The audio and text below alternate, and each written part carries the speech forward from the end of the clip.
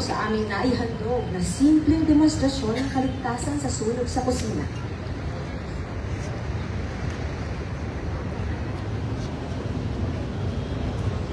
Isang ligtas na araw sa ating lahat. Kami po ay mula sa Bureau of Fire Protection, Manila Fire District. Narito upang ipagdiriwang natin ang sabay-sabay buksan ang programa ng Fire Prevention Month. Sa araw na ito ay may ibabahagi at ituturo kami kung paano tayo makakaiwas sa mapaminsalang apoy na maaaring magdulot ng malaking sunog sa ating kabahayan.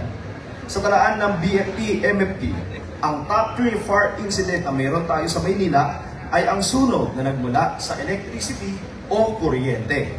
Pangalawa, ang LPG fire or leak explosion.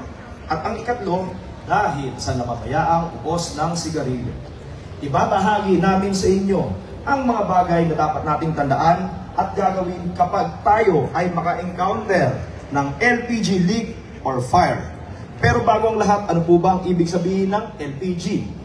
Ito po ay ang liquefied petroleum gas, isang uri ng fuel na ang laman ay liquid at kapag ito ay binuksan, nagko-convert ito sa gas. Isa sa dahilan upang makabuo ng apoy na kabilang sa fire triangle na oxygen, heat, fuel, and chemical reaction. Ano ba ang mga paraan upang i-check kung walang butas ang ating mga LPG leak o hose? Kung tayo ay may naaamoy na kumakalat na fumes ng LPG, huwag magbubukas at sara ng switch ng kuryente na maaaring pagsimulan o ignition ng apoy. Buksan lamang ang bintana o pintuan ng ating kabahayan upang lumabas at mawala ang kumalat na LPG fumes. Maaari din na kumuha tayo ng panghugas na sponge. Basain, lagyan ng liquid soap at pigain. Pagkatapos pigain at habang bumubula ang sponge, ipahid sa buong LPG hose at obserbahan kung may makikitang bumubula mula sa LPG tank hanggang gas stove. Kung may bumubula, ibig sabihin may leak o butas sa parting iyon at nararapat na itong palitan. Suriin din ang LPG hose kung ito ay matigas dahil may posibilidad itong maputol sa kadahilanang ginagamit ito araw-araw. Kung sakaling umapoy naman ang bahagi ng LPG hose,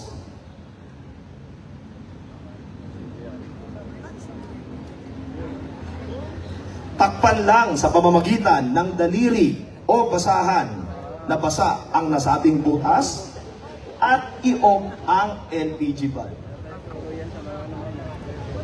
Kung ang niluluto naman ay lumihab, tandaan, huwag magpapanik.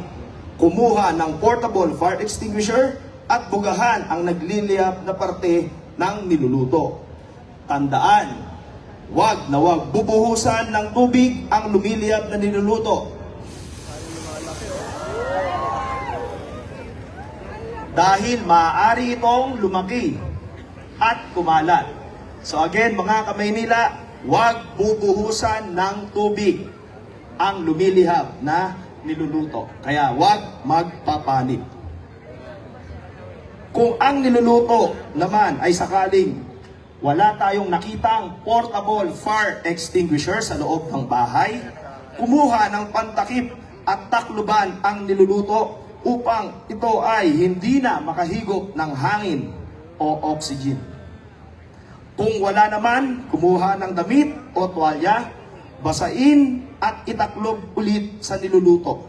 Pagkatapos ay i-off o patayin ang LPG valve.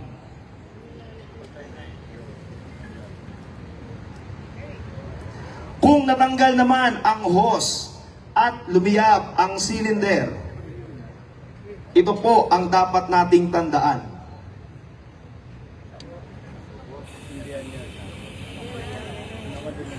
Wala. So paalala, huwag magpapanik. Kumuha lang ng damit o tela, basain, ipulupot sa kamay at patayin ang LPG bulb. Palakpakan naman dyan. Kung sakali naman pong natatakot tayong hawakan ang LPG bulb, lumiyab muli ang ating LPG Ano ang dapat po natin gawin? Kumuha ng malaking tuwalya, basain, pigain, takluban ang LPG lumiliyab at patayin ang LPG bulb. Tandaan, huwag nating pabayaan ang ating mga niluluto. Punasan ang pinaglutuan dahil maaring ang mga sangkap o oil ay tumalsik o kumalat na maaring pagmulan ng apoy. Sa mga parang ito, maiiwasan natin ang paglaki o pagkalat ng apoy. Kaya, naway sana ay may natutunan tayong lahat sa araw na ito. Muli, sa pamunuan ng Bureau of Fire Protection, Manila Fire District sa pangunguna ng aming butihing District Fire Marshal, Fire Senior Superintendent Eddie Wong Tanawan, maraming salamat po sa pakikinig at naway maibahagi natin sa ating kasamahan, kabarangay at kapamilya ang paraan sa pag-iwas sa sunog upang maiwasan ang pinsalang dulot nito. Tandaan mga Kamanileño, sa pag-iwas sa sunog, kasama namin kayo at hindi kayo nag-iisa. Kami ang bumbero ninyo na ang bisyo, magserbisyo. Muli, magandang lahat at ligtas na umaga sa inyong lahat.